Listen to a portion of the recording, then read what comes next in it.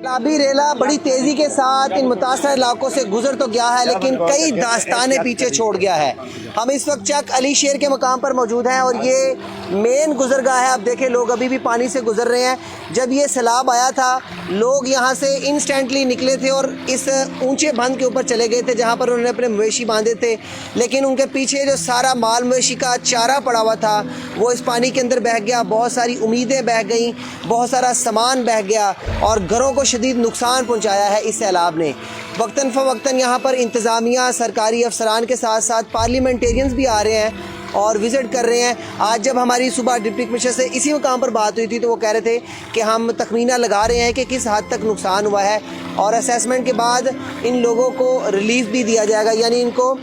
امدادی فنڈز بھی دیے جائیں گے۔ تو یہ مقامی لوگ آپ دیکھ رہے ہیں کہ جوتے اپنے ہاتھ میں پکڑے ہوئے آ رہے ہیں۔ اس وقت یہاں پر ایم پی پنجاب مینول اطہر جولیس وزٹ کرنے آئے ہوئے ہیں، تو ان سے بات کرتے ہیں ہم۔ سر، بہت برا حال ہوا ہے، سارے علاقے ڈوبے ہوئے ہیں، تو حکومت ان کے لیے کیا کر رہی ہے؟ اس دکھ اور کرب کی گھڑی میں جو حکومت پنجاب ہے اور خصوصی طور پر ہماری قائد جدوجہد محترمہ مریم نواز شریف صاحبہ اور گوجرانوالہ کے ڈی سی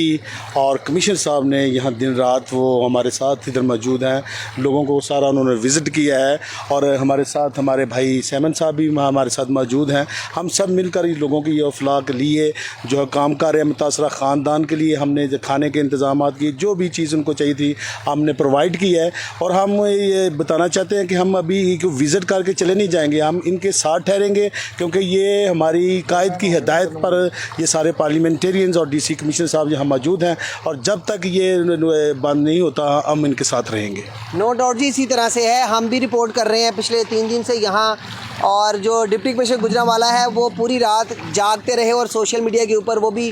ایک تو انفارمیشن شیئر کرتے رہے، دوسرا میڈیا کے نمائندوں کے ساتھ بھی وہ رابطے میں رہے، چونکہ جو ان سے اتھینٹک انفارمیشن آ رہی تھی وہ سارے جرنلسٹ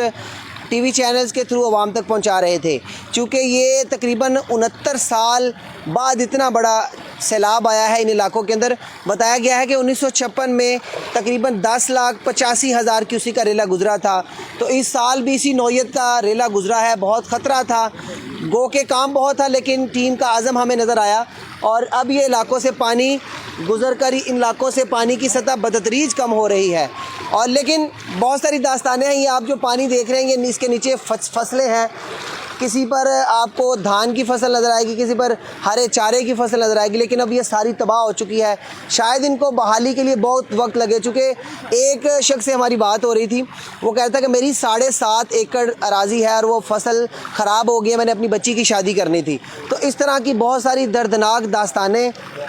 اس سیلاب نے چھوڑی ہیں، تاہم حکومت یہاں پر آ رہی ہے، حکومتی نمائندے آ رہے ہیں، انتظامیہ موجود ہے، افواج پاکستان کی ٹیمیں موجود ہیں، ریسکیو کے ادارے ہیں، آبپاشی کا محکمہ ہے۔ تخمینہ بھی لگایا جا رہا ہے کہ اگر جہاں تک ہو سکے ان کی بحالی کے لیے وہ اقدامات کیے جائیں۔ ڈی سی گوجرانوالہ آج کہہ رہے تھے کہ آخری متاثرین کی بحالی تک یہ مشن انتظامیہ کا جاری رہے گا۔